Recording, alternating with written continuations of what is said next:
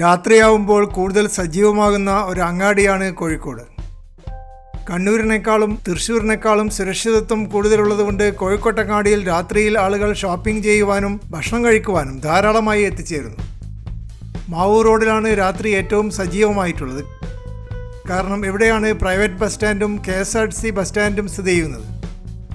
അതുപോലെ railway സ്റ്റേഷനടുത്ത് new hotel ഭാഗത്തും ധാരാളം ആളുകൾ ഭക്ഷണം കഴിക്കുവാനും ഷോപ്പിങ്ങിനും വേണ്ടി എത്തിച്ചേരുന്നു. ഇവിടെയുള്ള മെറ്റൽ ഷോപ്പുകൾ രാത്രിയിൽ തിളങ്ങുന്ന പിച്ചളപാത്രങ്ങളുടെയും ചെമ്പ് പാത്രങ്ങളുടെയും സൗന്ദര്യം കൊണ്ട് നിറഞ്ഞിരിക്കുന്നു.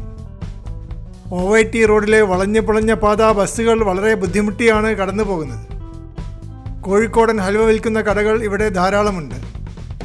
മിഠായി തെരുവിൻ്റെ തെക്കേ അറ്റത്ത് ടോപ്പ് ഫോം റെസ്റ്റോറൻറ്റ് രാത്രിയിൽ നല്ല തിരക്കുള്ള ഒരു റെസ്റ്റോറൻ്റാണ്. ബെൽറ്റുകൾ വിൽക്കുന്ന കച്ചവടക്കാർ ഇവിടെ ധാരാളമുണ്ട്. വാച്ചുകൾക്കും വലിയ ഡിമാൻഡാണ് മിഠായി തെരുവിൽ. ഹലുവയും പലഹാരങ്ങളും കാരക്കയും ഈത്തപ്പഴവും മനോഹരമായി അലങ്കരിച്ചു വച്ചിരിക്കുന്നു.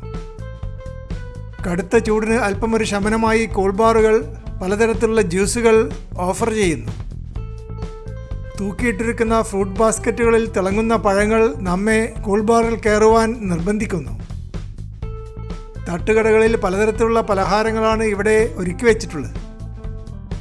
സാൻഡ്വിച്ചും പൊരിച്ച പത്തിരിയും ബോണ്ടയും കായടയും പഴംപൊരിയും എന്നിങ്ങനെ ധാരാളം ഐറ്റംസ് തട്ടുകടകളിൽ സുലഭമായി ലഭിക്കുന്നു.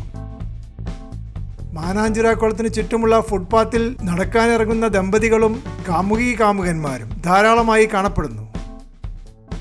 മുതലക്കുളം മൈതാനത്തിൻ്റെ അടുത്തും ഒരു പലഹാരക്കടകളുടെ കേന്ദ്രമായി മാറിയിട്ടുണ്ട്. രാത്രി 9 മണിവരെ കോഴിക്കോട് അങ്ങാടിയുടെ പല ഭാഗങ്ങളും സജീവമായി കച്ചവടം നടത്തുന്നു. 9 മണി കഴിഞ്ഞാൽ ബീച്ച് ഭാഗത്താണ് 24 hour ഷോപ്പുകൾ കൂടുതലായിട്ട് ഉള്ളത്.